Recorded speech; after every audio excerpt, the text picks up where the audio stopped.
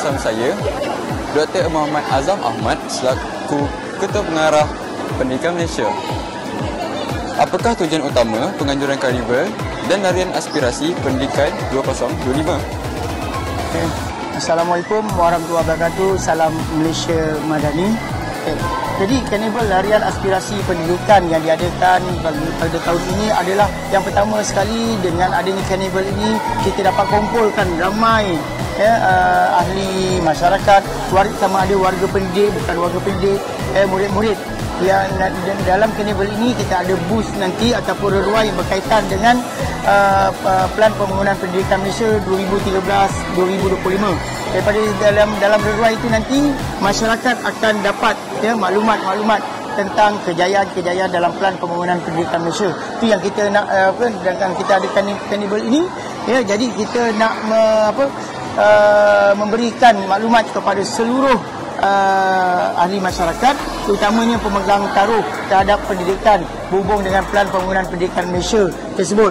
Dan juga kita Plan Pembangunan Pendidikan Malaysia 2013-2025 akan tamat berakhir pada bulan 12 tahun 2025 ini, dan kita akan sambung dengan Plan Pembangunan Pendidikan Malaysia yang baru nanti. Jadi itu yang pertama. Yang kedua, kalau kita dengan adanya karnival larian aspirasi pendidikan ini, kita dapat memberitahu kepada seluruh pemegang taruh, ahli masyarakat, sama ada warga pendidikan atau warga bukan pendidikan, tentang apakah harapan yang ada di sebalik pendidikan ini. Pendidikan kita adalah untuk memastikan pendidikan berkualiti, insan terdidik, negara sejahtera. Itu visi Kementerian Pendidikan yang termaktub dalam Plan Pembangunan Pendidikan Malaysia 2013-2025, dan kita akan sambung dalam Plan Pembangunan Pendidikan Malaysia yang baru nanti. Yang kedua, kalau kita lihat dengan adanya karnival ini, kita dapat mengeratkan silaturahim, ukhuwah antara warga pendidik dengan warga bukan pendidik dalam satu orang kata aktiviti yang sihat, iaitu karnival dan larian aspirasi pendidikan ini. Baiklah, seterusnya Doktor, bagaimana Kementerian Pendidikan melihat peranan aktiviti sebegini dalam membentuk sasiah dan gaya hidup sihat dalam kalangan pelajar? Baiklah.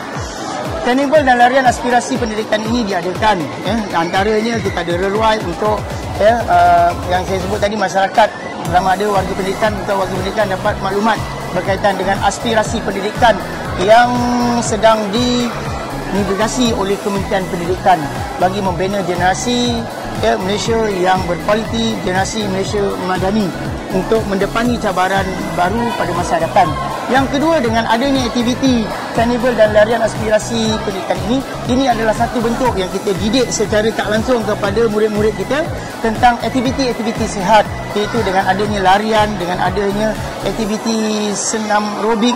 Inilah satu bentuk gaya hidup yang boleh menyokong untuk badan cerdas dan akhirnya akan mempengaruhi otak itu cerdas. Orang kata badan cerdas, otak cerdas.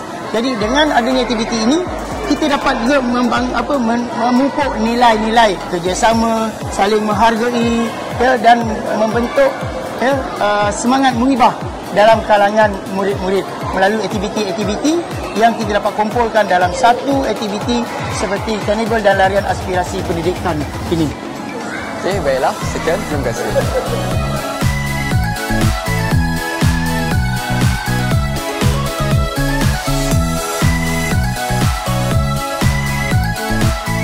Acara hari ini bukan sekadar tentang larian, tetapi juga simbol aspirasi pendidikan yang menyatukan murid, guru dan komuniti dalam suasana harmoni. Sekian, itu sahaja daripada saya, Muhammad Al-Musyid bin Adenan, selaku kru TV PSS Azam Haji SMK Putrajaya Pesin 92. Kita akan jumpa di video yang akan datang.